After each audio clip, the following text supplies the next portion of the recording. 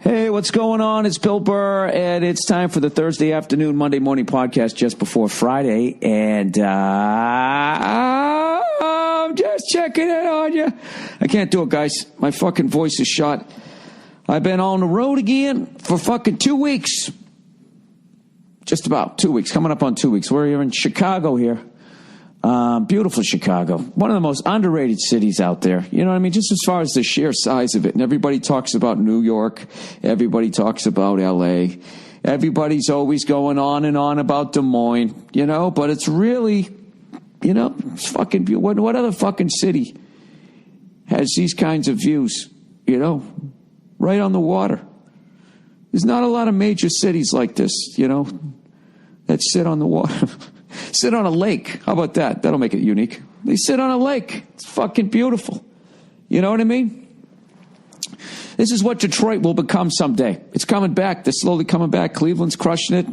That's what I found out about this this part of the country, man. All these I think that whole Rust Belt thing's going to go away.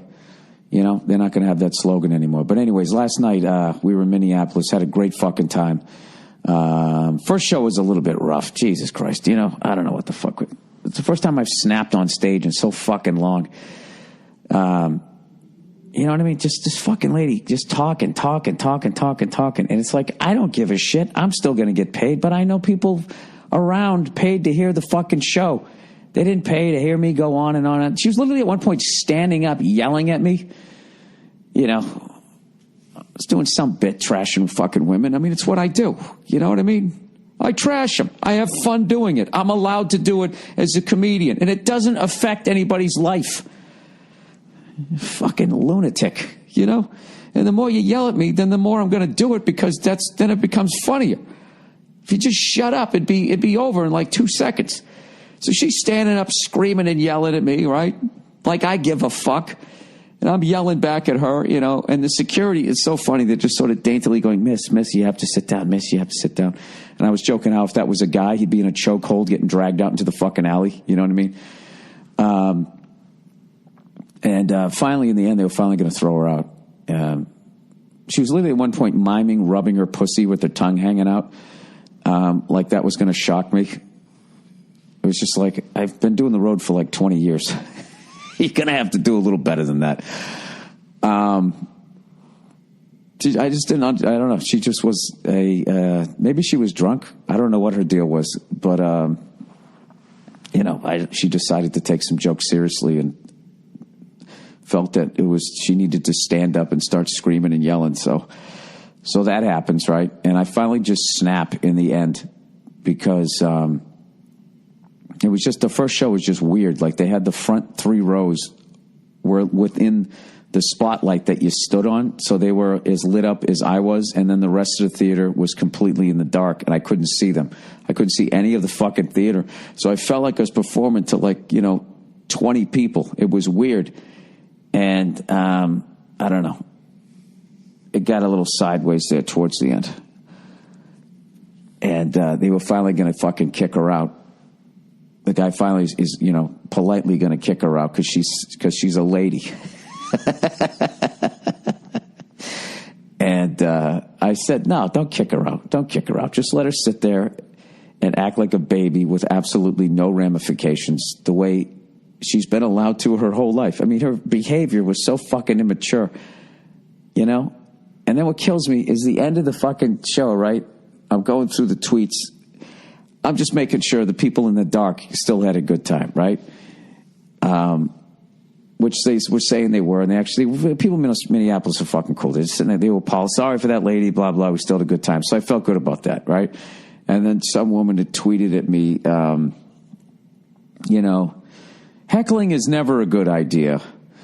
But, you know, being subjected to 40 minutes of sexist, unoriginal material, yada, yada, all this fucking bullshit, right? First of all, I love how she addresses somebody not shutting the fuck up for an entire show. 70 minutes. She takes care of that with, heckling is never a good idea. Now that I've addressed that. And then she exaggerates. It wasn't 40 minutes of sexist material. It was like 12.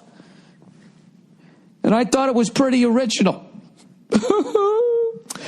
Anyways, But we had the fucking best time. I still had a good time on that fucking show until right to the end. But then I felt good because this woman backstage, that was running shit back there, I was saying to her, I go, hey, look at this tweet I just got. I go, am I that fucking bad? And she goes, look, I live alone. I got daughters. It's all women in the house. I'm pretty independent. I didn't have a problem with anything that you said. I thought it was funny. And you're always going to get one of those at the show. And I was like, thank you. And then I went out. I had a great fucking time on the second show. And I got up stage. I fucking gave her a hug. Thank you. I needed to hear that from a lady. Right? Oh, my God, that fucking woman. She was a lunatic. Standing up. Who the fuck is dumb enough to get that mad at a comic that you're standing up yelling? Like at some point I'm going to go, oh yeah, you know what? That's a good point. I'm sorry. Let me fucking redo my whole act now just for you because you don't seem to be enjoying it. In a perfect world, no, I'm not even going to say it. It's fucking me. Whatever. Let me get out. So let me talk about the great time that we had in Minneapolis. So I've gone there the last 6 times. I've gone there. I've wanted to go get their Juicy Lucy fucking burger that they have, right?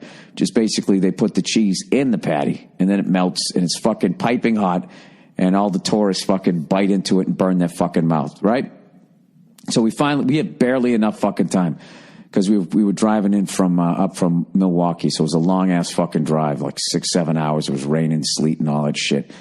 So we literally just dropped the bags and me and Verzi and this other buddy of ours, we fucking jump in this car and we fucking drive over to this, I think is it Matt's? I kept calling it Mike's. I think it's Matt's Bar, I believe.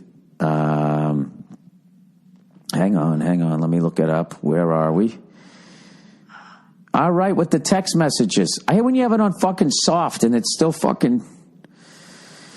Go into settings and find mute your whole view. Go into settings, you cunt. The hell is it? Come on, he's scrolling. Matt's Bar. That's where the fuck we went, right? Now I'm going to get all these fucking tweets from people going, oh, you should have gone to fucking Nookies in fucking St. Paul. I didn't have time. I went to the closest one. And it was fucking delicious. Char-broiled burger. And we go there, and the lady was nice. The lady, she goes, hey, guys. She goes, nibble around. She saw, Verzi had a Yankees hat. My other buddy had a Mets hat. So, I look like a fucking jerk off. So they knew we weren't from there, right? So she goes, just make sure you nibble. That cheese is hot, right? So me and the other guy, that's what we do. Verzi fucking thinks he's nibbling, but he's so fucking hungry. He bites right into the cheese and he just goes, ha, ha. And he's like spitting it out, right? So before I can laugh at him, he fucking takes another bite. Just as deep. And he's going, ha, ha. Like, we're fucking crying, laughing. We're like, what the fuck is wrong with you? He goes, dude, what the fuck? She said to take a nibble. I took it. It's like, no, you didn't. You took half a bite. You're just Italian. You don't know how to nibble. You fucking stuck it in your mouth, you fucking jerk off. And he goes, no, I didn't. I go, his second bite, he bit in so deep, he pulled out half the pickle. Burned the shit out of his mouth. And we were fucking crying, laughing. Teased the shit out of him. And he kept trying to blame the waitress. I was just like, hey, we didn't have a problem. We completely understood her. We didn't burn our mouth. I was joking last night. He sounded like he was hitting a heavy bag. Like, ha, ha, ha, ha. I've been dreaming about getting that fucking sandwich every time I go there. And that was the big thing. I was thinking, I had like a game plan. I was like, yeah, cut it in half and I'll let it melt. The big thing is once you actually bite into it a little bit, it's still going to be a little hot.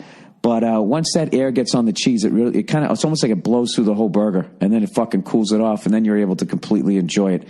And totally, 100% lived up to the hype. Even Verzi, after he burned his fucking mouth. Ha, ha. He's still fucking a joke. It was just a great burger. So thank you to people there at Matt's Bar for hooking us up. Hooking us up by just being open. They didn't give it to us for free. Just me. You know what I'm saying. So, and the day before, we were in Milwaukee, another great fucking city, and played the Riverside Theater. And that might have been That was right up there with fucking Indianapolis as far as like the crowd just being right on top of you.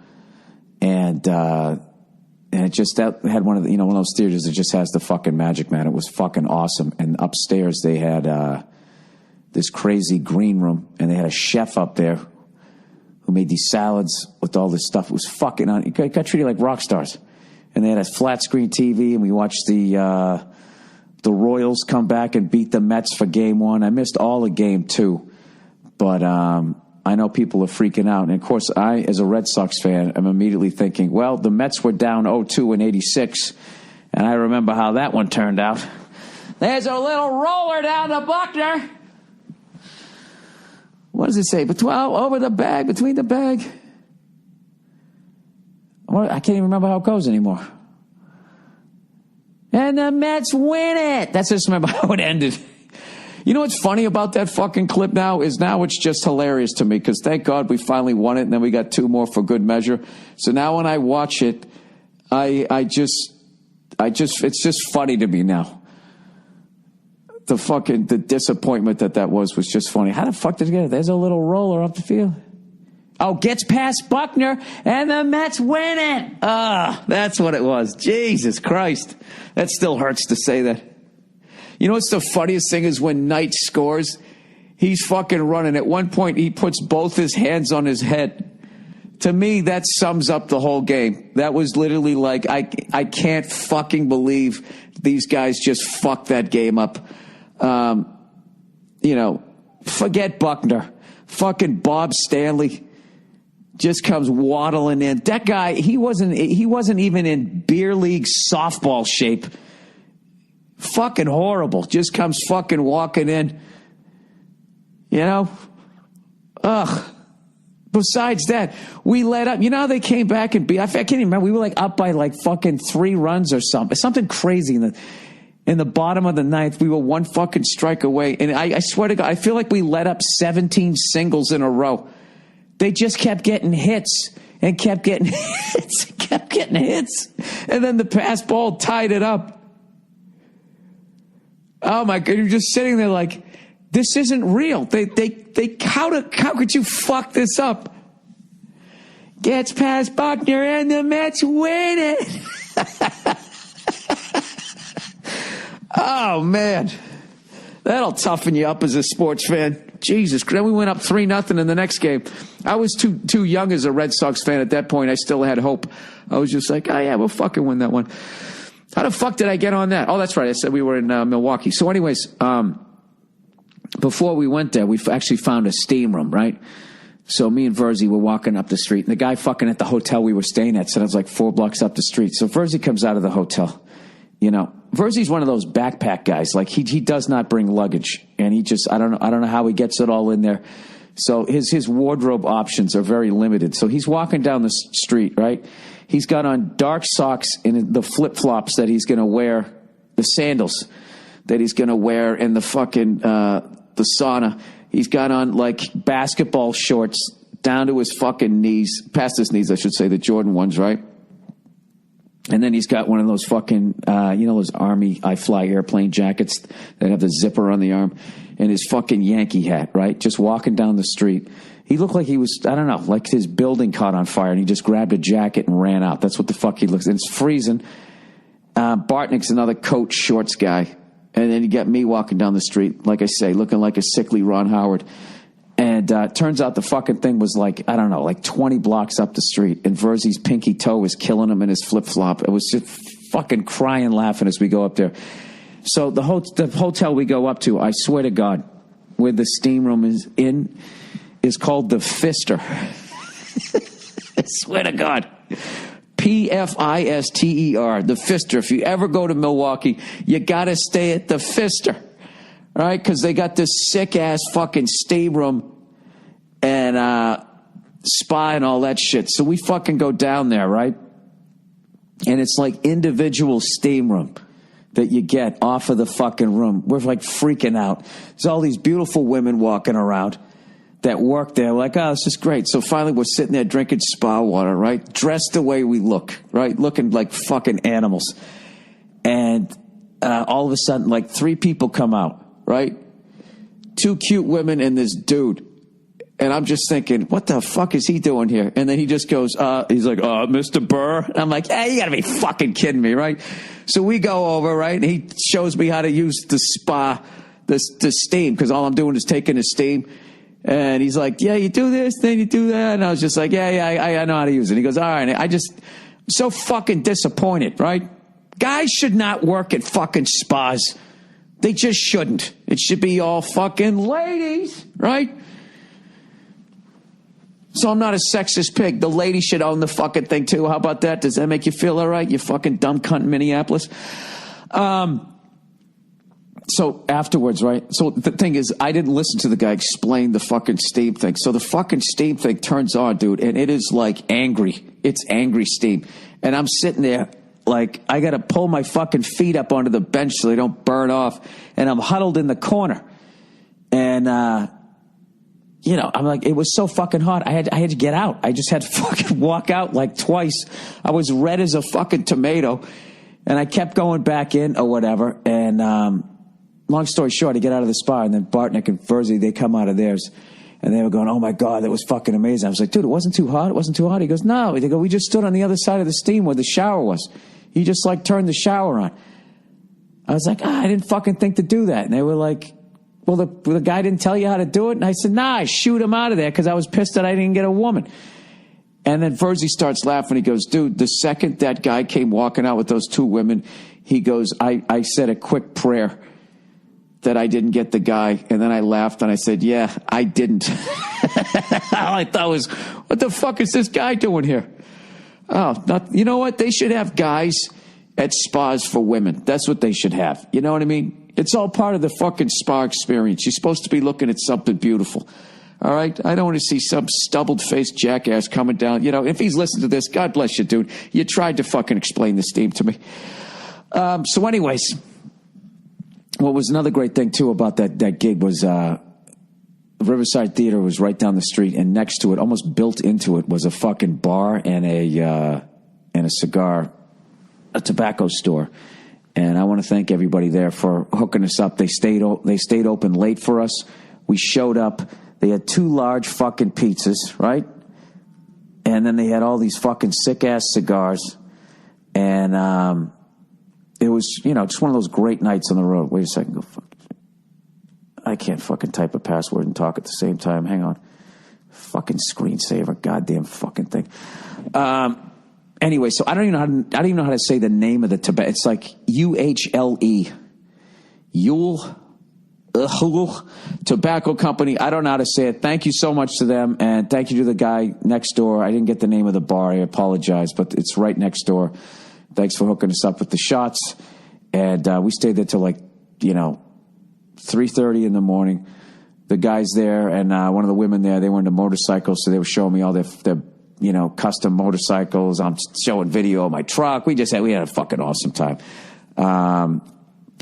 Got to make sure I thank everybody. Thank you to the person who made us that bread. That was delicious. Thank you to the person who made those fucking hilarious cookies. Yeah, this guy had cookies, and one of them said ginger cunt on it. Go fuck yourself. Monday Morning Podcast. The name of my dog, all of that shit. What else? There was a guy when I was in Pittsburgh, I think. Made a half Patriots, half Steelers jersey. So one side was Tom Brady. The other was, I think I talked about this, Heinz Ward, because we were playing Heinz Hall or whatever. I mean, you guys don't have to do that stuff, by the way. But, it's greatly appreciated. I want to make sure I thank people. Don't think you have to fuck. Just show up.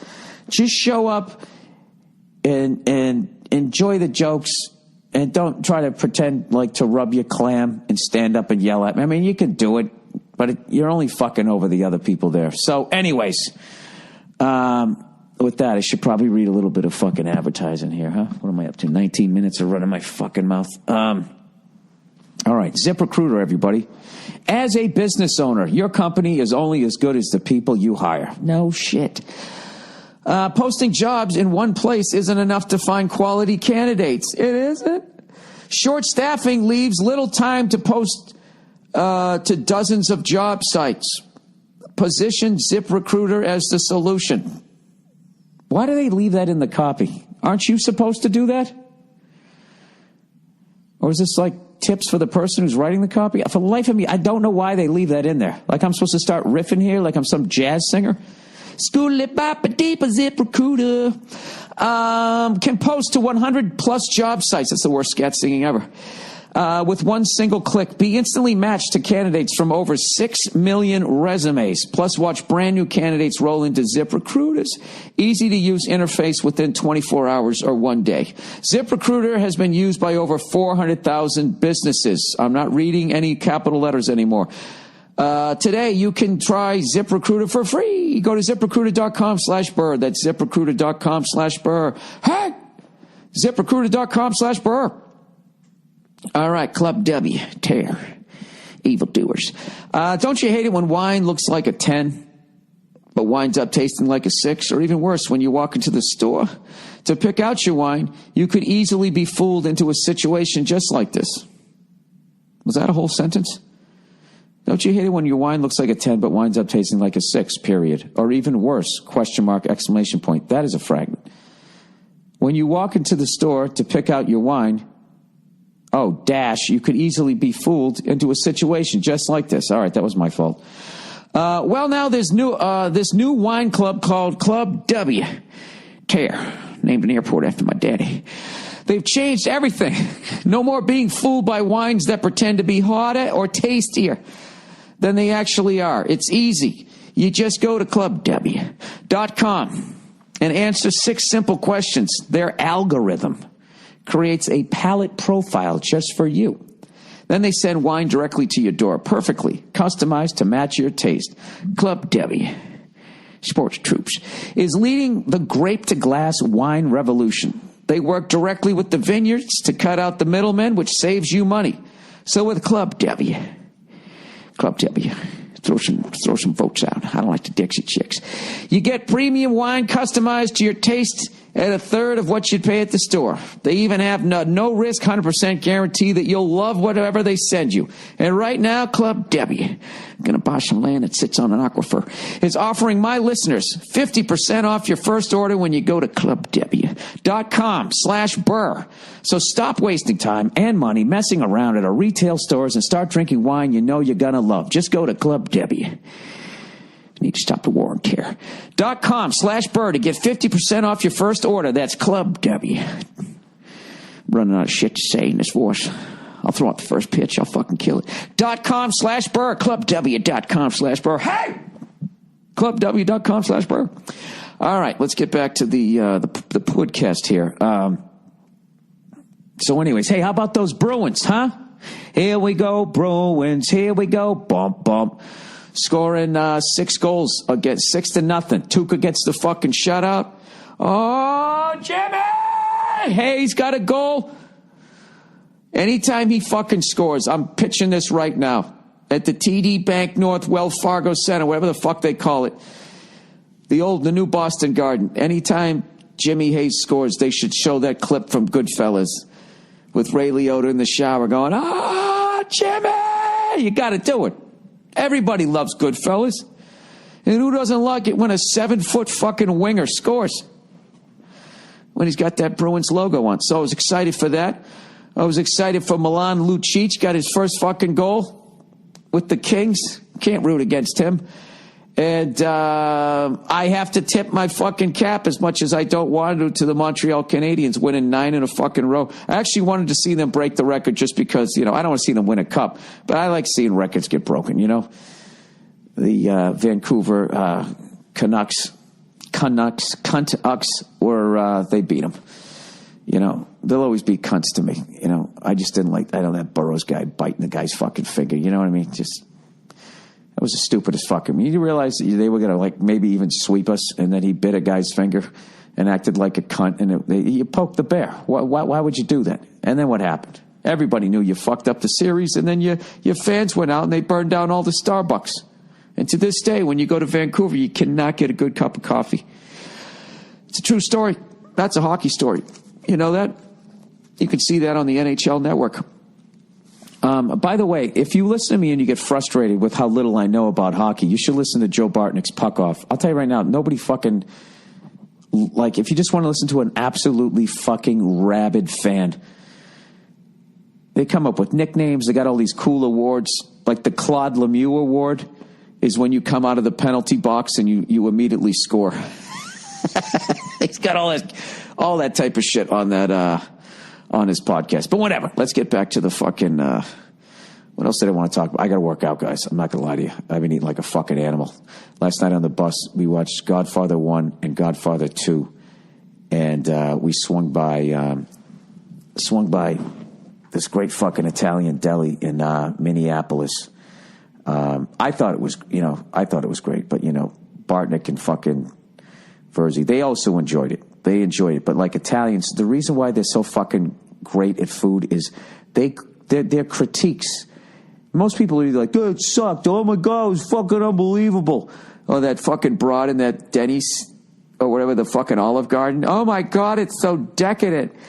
They have like 9,000 levels of bad, decent, and unbelievable. So like we got this fucking meat plate, right? And I'm sitting like, "Oh my god, this is fucking delicious. This is delicious." And they're like, "Well, the gabagool is good, but we got spoiled with the stuff in Pittsburgh. The salami is outstanding. The prosciutto is decent. It's not as good as Pittsburgh." I'm just like, how can you guys fucking even tell? It's fucking delicious. Whatever it is, it's fucking delicious. But the cannolis and the bread were fucking unbelievable. It was all fucking good. I probably shouldn't have said that because now people are going to think that I'm shitting on the fucking... I'm shitting on the place. I'm not. We went to... I hope I'm going to say this... Broders, Broders, Broders, Cucina Italiana. That means Italian kitchen. Fucking cannolis were amazing. Everything was great there. You know what I mean? But I will say the gabagool from fucking... I got to get off tour with these guys. They're turning me into a fucking paisan here. The food was great. So then we put on... and we literally... We didn't have any wine. So we got out of the bus, walked over... I'll tell you, if this podcast doesn't make you want to be a fucking comedian, by the way, it's like the greatest life ever, right? So we walk over to this bar. We went in and we bought like 2 bottles of Cabernet, right? And then it's the perfect moment to drop a Goodfellas line, right? Second, we got the wine. We go, okay, now we can eat. Never gets old. Oh, I actually quoted Frankie Carbone when that lady wouldn't shut up. And I was blaming everybody, every guy in the front row for not keeping that woman shut. I go, at some point, I'm not advocating domestic violence, but you got to go a little Frankie Carbone here. You got to wad up that fucking mink coat. Shut the fuck up and open the door. Got a huge laugh. So anyways, am I almost done with this fucking podcast? I really have to go work out. I got to do it, man. They got a scale actually here in this hotel. And I tell you right now, I don't dare get on it because I'm going to hate myself. I'm hoping I just put on like 5 to 7, and then I got like 2 weeks before Madison Square Garden. So then what I'm going to do is I'm just going to drop 3 pounds both weeks. That's it. I'm going right back to eating as perfectly as I know how to eat and doing an insane amount of fucking cardio. I'm going to try to do that, but next week I'm playing in Philadelphia, and somebody already told me where to go to get a fucking cheesesteak, because I always go down either the people, you go to Geno's, you go to fucking blah, blah, blah. And the more I go to Philly, I find out that the only people that go to those places are kind of the younger people, because they don't know any better, because they're going to stand in a fucking huge line. So someone was telling me, hey, by the way, Philly people, if you know a spot, because I've eaten at both of them, all right? I can't remember which one. Last time me and Verzi went there, we got one at each, cut them in half, and then switched, so we both got, half of each one. And I remember there was one, I liked the cheese better on one, and I liked the bread better on the other, or something like that. So anyways, if you guys know of a different place to go to, I'm trying to scroll right now and find what this person told me to go to. They said go to Steve's, Prince of Steaks. If you guys know one of those, because I know DeRosa's from Philly. And he goes, nah, man. He goes, I never go down there. The fucking lines are too long. He had one that's off the beaten path. So it seems like everybody knows those. So give a couple tourists a hook up here. Let us know where to go. If you don't want to blow up your spot, I understand. So I'll be there, and then I'm doing a casino, I think in Bethlehem or something like that, Pennsylvania. And then I don't know what I'm doing. I think some gig. I don't even understand. I think it's a casino. I don't know what it is. Someplace down in Daytona, Florida. And then I'm up in New York, and I'll be in New York for the whole fucking week, getting ready to do the Madison Square Garden show, which should be obviously pretty fucking memorable. So I'm getting pretty excited about that. But I got to go to the gym every day. It's got to become a puppy life. And if you don't want to be fat, well, you go to the gym every day, you cunt.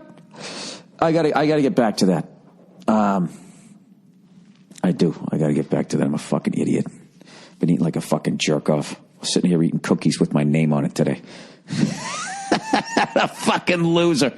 Anyways, all right, coming up. Who do the Bruins got this week? I got so many fucking games I gotta watch on the. Oh, hey, by the way, if you want to learn like some of the NHL lines, I cannot promote dailyfaceoff.com more. It's the fucking greatest.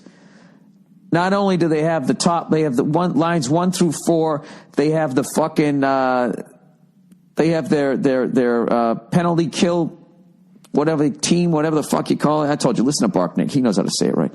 Daily face off. There it is. Yeah, line combinations, right? They come right up. You click on line combinations. Like right now, I just brought up the Islanders because that's the last time I was trying to watch a Bruins game. When we beat the Islanders, so they got all the lines 1 through 4. They got little jerseys with the fucking number and the name on the back. You can't fuck it up. All right, the Islanders number 1 line: Josh Bailey, left wing, center John Tavares, right wing Ryan Strome. See that? There you go. Then they got the defensive pairings, the first power play unit, the second power play unit, the goalies, and then the fucking injury list. So there you go. It's fucking phenomenal. Dailyfaceoff.com. No, they are not asking me to promote them. I'm just saying. I'm just promoting them, and I'll promote the couple Bruins games here, and then that's going to be it. What do we got next? Oh, we got the Carolina Panthers. Who do we got here? The next couple of games. We got the Panthers.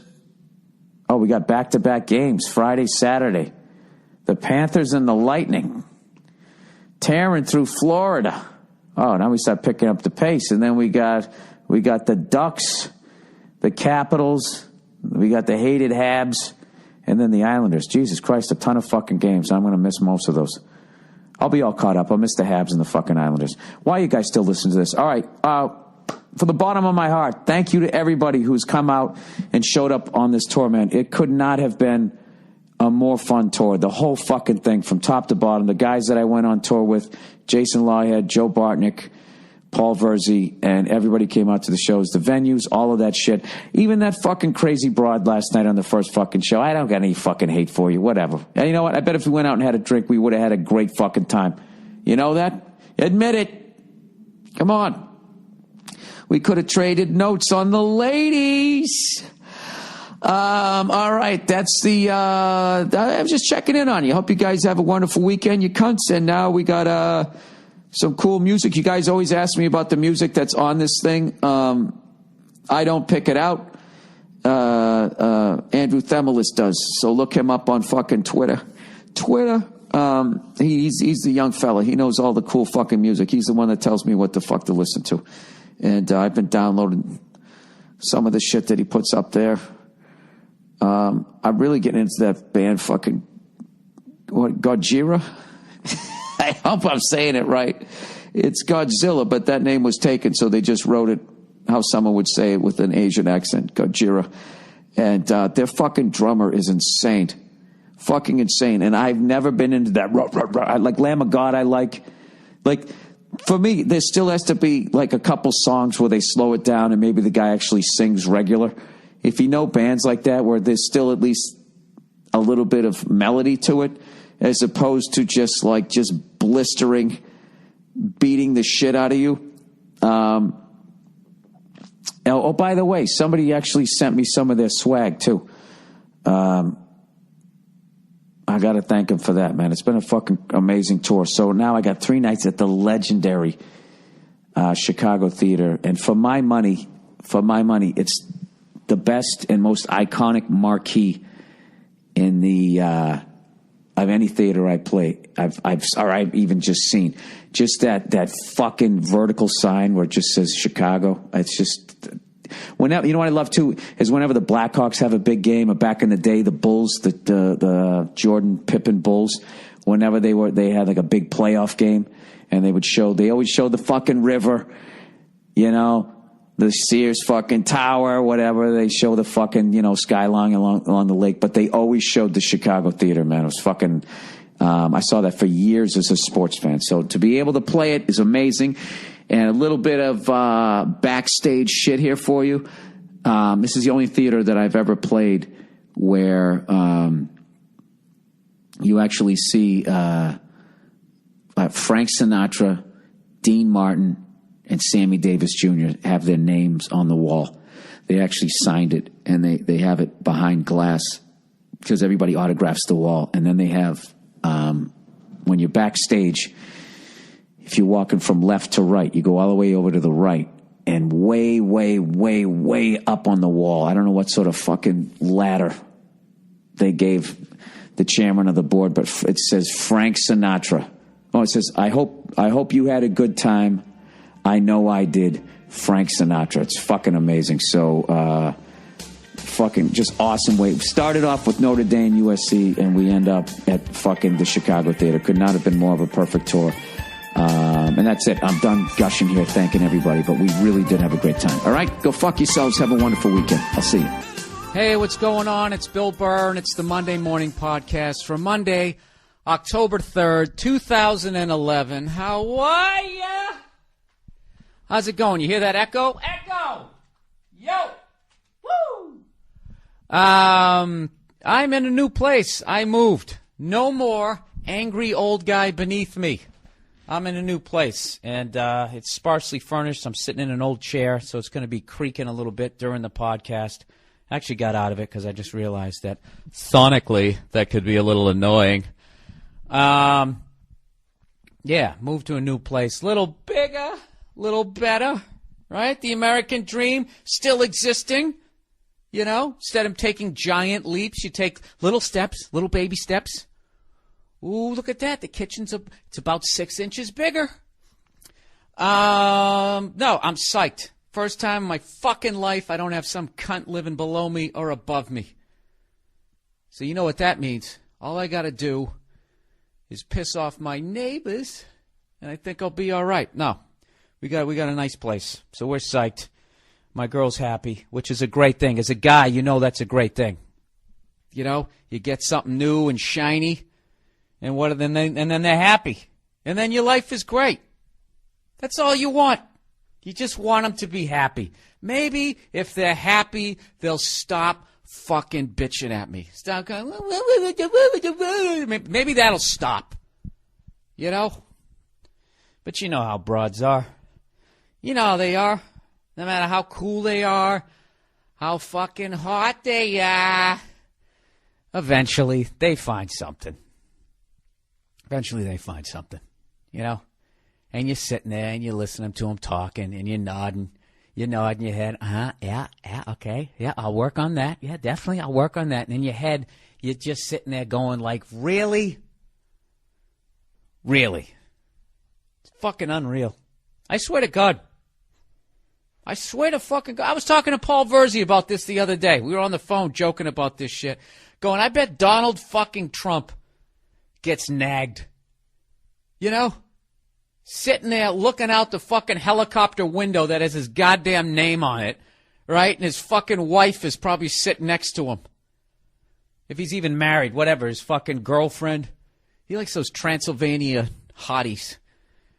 That Olga kind of chicks, whatever. He's just staring out the window of his fucking chopper, right? Just fucking sitting there. shaking his head. You know, whole head moving, toupee sitting still. You know, right on top of his head on a swivel. Right? And she's just fucking sitting there nagging him. You know, I just thought you could have been a little more social. It's like I was having... Those are my friends, okay? Those are my friends. Those people are important to me. The same way you are, okay? You have to accept all of me. Donald, stop looking at your skyscrapers. I'm talking to you here. This is us, okay? I understand. Ooh, you're the Don. You have a hit show, okay? This is us, okay? This is your foundation. Well, I don't feel like you're listening to me because I'm staring at the back of your orange hair, okay? Okay, I'm sorry. I know hair is sensitive to you. It's just I'm emotional right now, and I felt that when I was going to invite my friends over, and you, right? And then they go into that shit, right? Now, here's a little quiz for you, fellas. Why did that fictitious bitch start crying in that fictitious monologue? Why did she cry? I'll give you a couple seconds to come up with it. Was it because she was really sad? I feel like I'm giving a lecture right now. This is really sending my ego through the fucking roof. Why did she cry? Was it because she felt like he didn't love her? Was it because she was truly upset that he wasn't nice to her friends? Or was it because she took the argument to a place where she knew she was wrong by bringing up his fucked up hair? That's what it was. So then she just, oh my God, I'm going to start losing this. So then they immediately go to the tears. That's what they do. They're terrible, awful, living things with a vagina. No, I'm kidding. Anyways, but I'm not kidding about why she cried. All right, so there it is. So that's what you have to do as a guy. You have to assess, why is she crying? Am I being a dick? If you're being a dick and she starts crying, that's when you go in and you hold him and you tell him you're sorry. All right, and say, please don't cry. But if it's got nothing to do with fucking anything, it's just a manipulative technique to make you feel like you're the Hulk, you know, when you're screaming in their face. All right? So you don't always have to go in for the hug. You don't always have to do it. Just stand back and assess the situation. Like one of them fucking coordinators on the sidelines. So listen to this shit. I come to Copenhagen, and when I travel to other countries, boys and girls, believe it or not, I am on my best behavior. I always try to be overly polite. I try and learn a couple of words, and I try to figure out their money system, so I'm not like going, you know, one of the weirdest things when you go to another country is you immediately feel like a child, especially if you don't know the language, and you just, the funniest thing is money transactions. You just come up and you're like, hey, like hoping they speak English. You almost say like hello with an accent, like, hello. That's what you do. You basically speak English in your interpretation of their accent, hoping they're going to understand you. And then they're like, on 2,000 Deutschmarks or something, and then you just get a handful of fucking coins. And you just guess, and you hand it to them. You know, you just feel like a little kid, like, is this enough for that stuff? And you hand it to them, and then you just wait. And you're waiting for that, like, could I have a little more? Or are you fucking shitting me? Or they just sort of take it. And, anyways, what's cool over here is Denmark. They have really cool. I like their money. I like any sort of money that has a little hole drilled in the middle of it. You know, like some Lilliputian people used it as wheels, and they somehow removed the axle, and then the giant people used it as currency. I like that type of stuff. So anyway, so I come over here. I'm on my best fucking behavior. And when I'm in the States and somebody comes over there and they're from another country, I try to be extra nice to them so they have something nice to say. So anyway, so I come here to Copenhagen, which is in Denmark for all you Americans. Fellow Americans, I should say. Look at me trying to separate myself as if I could find it on a map before I came here. We jump in the cab, and I'm talking to the promoter who's going to take me all the way through Scandinavia, you know, that has all the ladies that Hitler used to rub one out to. Und they have blonde hair and blue eyes, yeah? Oh, yeah! Right? And this is one of the most fucked up podcasts so far. How many times can you bring up Hitler? Let's go for the record, shall we? It's early on in podcasting history. The first person to set the record, or at least the first time it was tracked, was Bill Burr back in the early 2000s. He had a podcast called the Monday Morning Podcast. It was highly successful until one day it was permanently suspended from iTunes. If you turn to page 17 in your Monday Morning Podcast textbooks. So anyways, I'm in this fucking cab. And I have this thing, I can never remember if from west to east, if it goes Norway, Sweden, Finland, or if it goes Finland, Sweden, Norway. I always fucking forget. Okay? And why wouldn't I forget? Those fuckers are never in the goddamn news. Other than that tragedy in Norway. But other than that, they're cool countries. They don't fuck with people.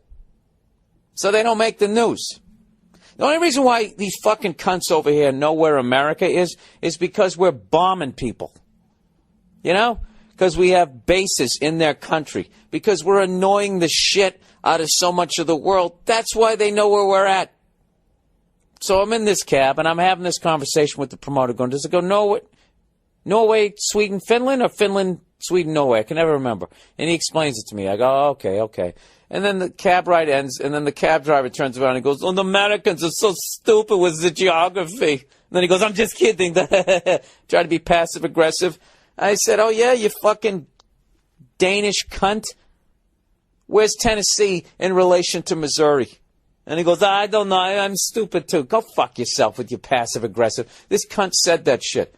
Americans, they're so stupid with the geography. And then he does this little pussy smile. I'm just kidding. No, you're not. No, you're not. You're serious, you miserable cunt. Oh, yeah, you're so smart. Did you go to fucking pre-med to become a taxi cab driver? You fucking douche. And right there, I swear to God, in my head, I was like, fuck Denmark and fuck this show tonight. For like the next half hour, that's what I was thinking. And then I was like, no, I can't judge the whole fucking city. I can't judge the whole country because one douche driving a cab. All right? Put yourself in America. Do you find cab drivers in America to be pleasant? No, I do not. Do you find them to be slightly miserable? Yes, I do. If you drove a cab, would you be a miserable cunt? Yes, I would be. And then I said, fuck it. Let's give these Danish cunts a fucking show. And actually, I was still nervous before I went in to do the show. And, you know, you come all the way over here, and as much as they speak English, you're kind of wondering, you know, how much are they going to get? And fortunately, the night before, I was in London, and I just made this decision probably about 10 minutes, like for the first 10 minutes of my set in England, I felt like I was a little on my heels. Going, and here's this joke, and are you going to get this? Okay, here's another joke. Are you going to get this?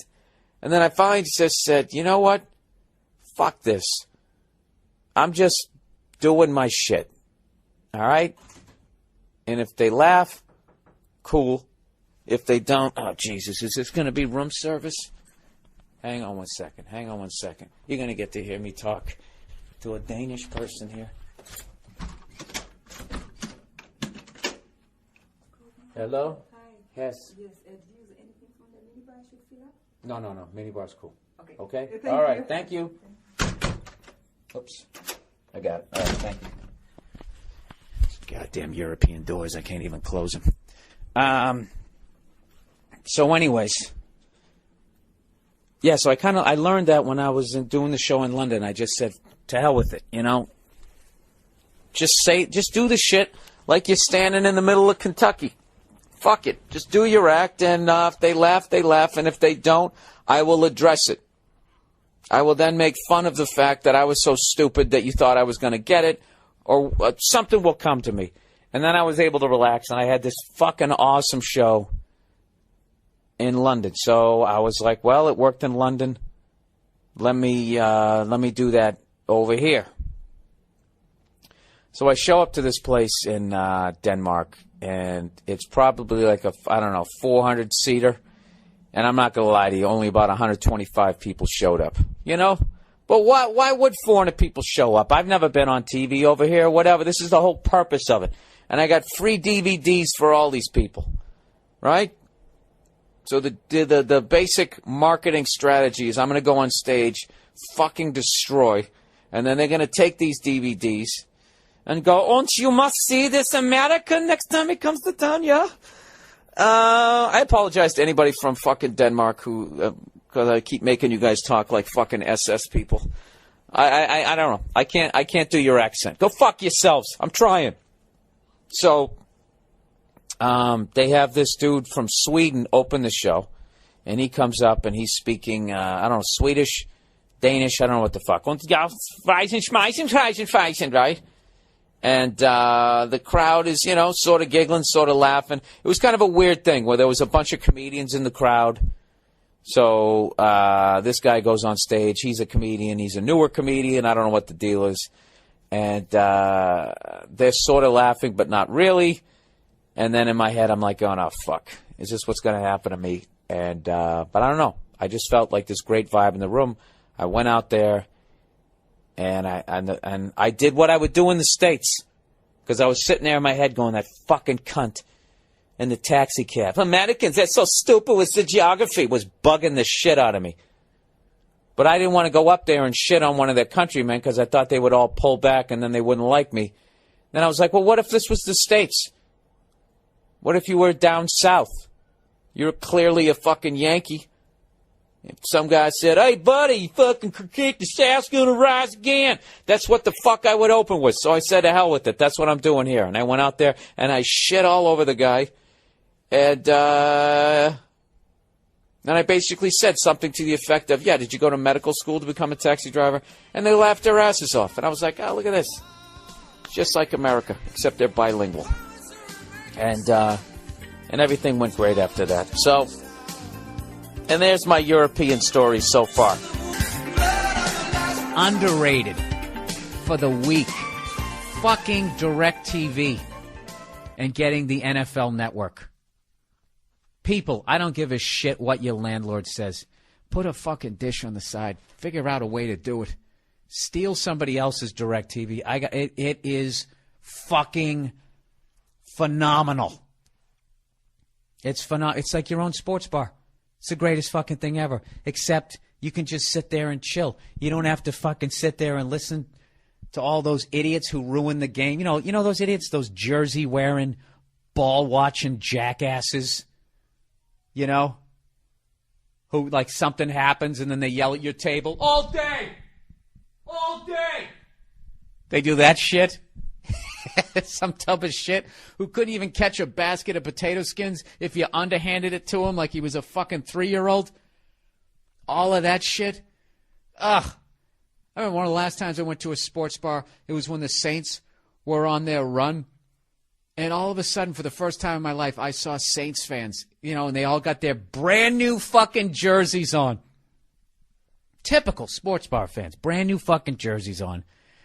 Going, who that? Who that think they're going to beat them Saints? It's just like, under what fucking rock did you crawl? Where the fuck have you been, right? Ball-watching jackasses. You get the NFL package, you don't have to deal with it anymore. You don't have to fucking deal with it anymore.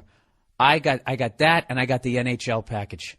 And that's what I'm doing. I'm going to get the MLB package when that comes around. I am going to have a $400 a month cable bill, and I'm going to sit there with a fucking Nirvana-like look on my face as I pay that cable bill every month. I am done with sports bars. I don't know why the fuck you would ever go.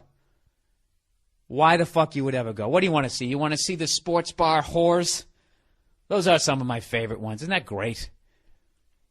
How women can make anything look sexy. Those girls, they come there and they tie their fucking jerseys off and they put some grease under their eyes and you just in a little fucking ponytail and they act like they're there to watch the game when they're really there, just to test their pussy power, just to kind of walk around, get everybody all fucking worked up. I went to a place out here a few weeks ago, down on Melrose, called Parlor Live, and I don't know. I don't know if I'm getting old or what, but it was a fucking mob scene. You know something? If I was in my 20s, I would go down there because there was a ton of hot chicks down there, you know? And isn't that what you want as a guy? Some hot chick with a fucking ponytail who actually watches sports, you know? So I guess, you know what? I just realized I was too fucking old to go down there because I literally went down there and I was like, why are the TV so loud? Turn it down. I can't hear myself think. Whatever. All I'm saying is, I'm telling you, if you're younger, you're in your 20s, just don't go drinking for a couple weekends. Pool that money together with your roommates and go out and get a dish. You fucking douchebags. I'm telling you. All right? And then what you do is you have people come, you have those fucking sports whores come over to your place. There's your TV, 3 feet over. Oh, there's your bedroom. It's right fucking there. Then they're already used to coming over to your place. If you hang out with them another night and you invite them up, the place is already familiar. Oh, shit, I think I'm onto something. All right, this is what you do if you're in your 20s. Pull your money together with the other fucking slob of a roommate or slobs. All right, and this is the big thing. You invite your friends over and they bring their broads over too. All right, this is to get laid, by the way, because I know a lot of sports fans are going to be like, well, you don't want any girls there because they're just going to talk during the game and shut up during the commercials. I understand that. But if you want to bang a couple of them, this is what I do. You get that shit. And the big thing is make sure your fucking apartment is clean. Make it immaculate. All right? There's nothing that dries up a pussy like a dirty apartment. I'm telling you. If they walk in and they feel that they're going to fuck inside of a laundry bag, they're out. They are out the door. And if you try to make a move, you have a 30% chance that they're going to scream rape. All right? All that shit that everybody says is for fucking queers. Get scented can, get something, some sort of fucking decent smell going on in there. Take the shit from your male friends when they come in like, dude, it smells like a fucking candle store. Would you pull that thing out of your ass? Take that shit. Right? All you have to show is in your 20s, all you got to do is show remotely some level of fucking maturity. And I'm telling you, you're in the goddamn game. I don't know, there's something about him. He dresses nice. His apartment is clean.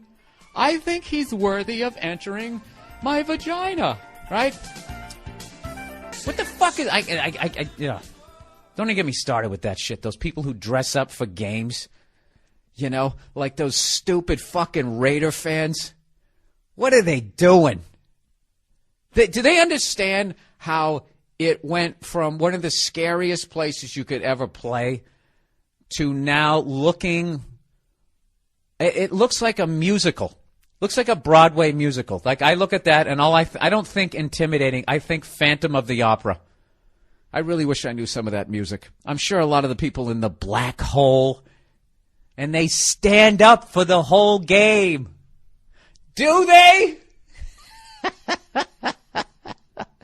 Hey, look, it's Darth Vader. Gee, I don't know if I can catch this football now. Raider Nation, you guys have the best fucking uniforms in all of football. You have the best logo. You have the baddest fucking tradition. And I don't know what you guys did to it.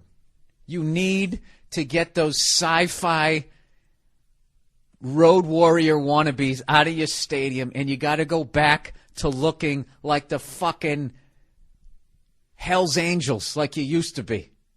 You know? Look, I'm not gonna lie to you. I was actually gonna go to the Patriots game up there with a buddy of mine, and he's like, dude, we're not wearing any Patriots shit. I go, fuck no.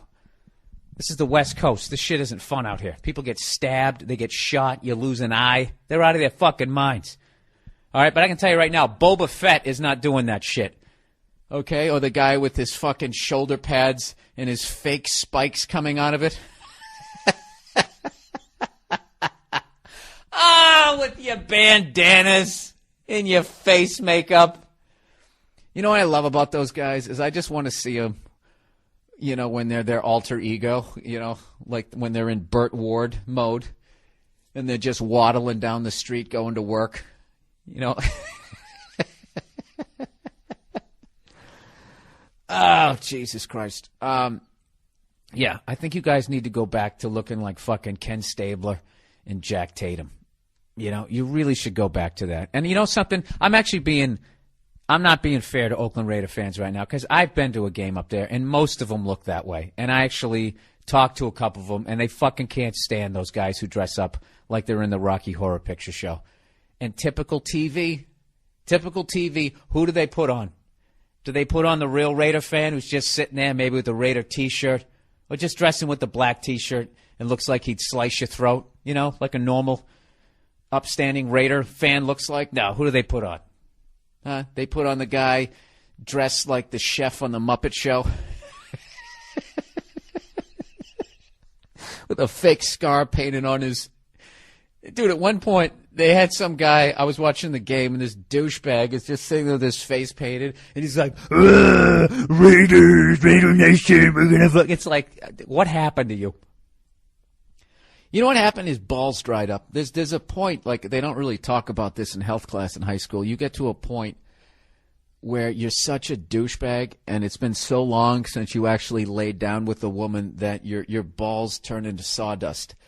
And the estrogen levels go up, and the next thing you know, you go out and you buy a little vanity, and you're like, I just don't want to go to a football game. I want to go there in character.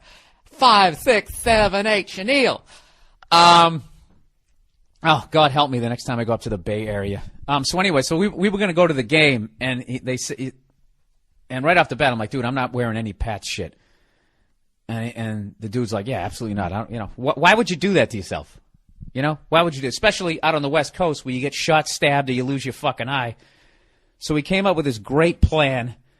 I ended up not going up there, but I want to pass this on to my listeners here. This is a great thing that you can do, especially when you know your team's going to win. You go there dressed in the other team's colors, and then you act upset when your team is kicking the shit out of them. That's what I was going to do. I wasn't going to wear a Raiders thing. I was going to go there in a black thermal.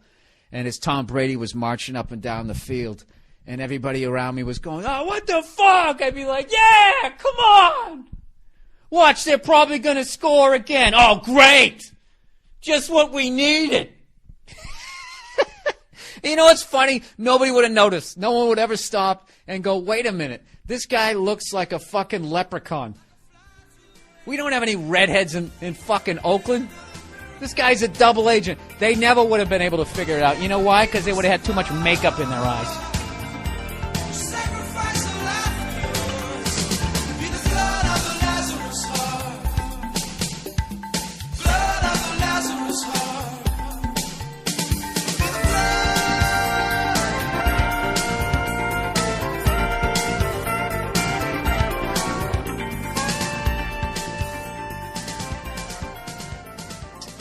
I got to say this. Was I right or was I right about Mark Sanchez? I'm sure he's a great guy. I'm sure he makes a hell of a Salisbury steak. You know, I'm sitting there watching ESPN. Okay? And I've been saying it for years. Like, the way to beat the Jets is you have to go up by 2 scores. Touchdown and a field goal. That's all you need. And then all of a sudden, Mark has to be a quarterback. And he has to make something happen. He can't just manage the game and be like, don't throw a pick. Don't throw a pick, Mark, and just fucking throw it out of bounds. He has to try and do something. All right? Well, this year, you know, they lost a couple of players on D. They got a couple of injuries. Now old Mark has to be captain comeback. And, you know, I was watching today on ESPN. They said, you know, when your running game's not working and you can only hit intermediate passes and you can't throw the ball deep, that's going to be easy to defend against. And I'm sitting there on the couch going, say it. Say it. Just fucking say it. He's not as good as you tried to tell me that he was. Okay? And New Yorkers, if you ever wondered why everybody fucking hates you guys, all right? Yes, we are jealous of your fucking awesome city. It is awesome. All right? But not because you're there before you puff out your man tits. All right?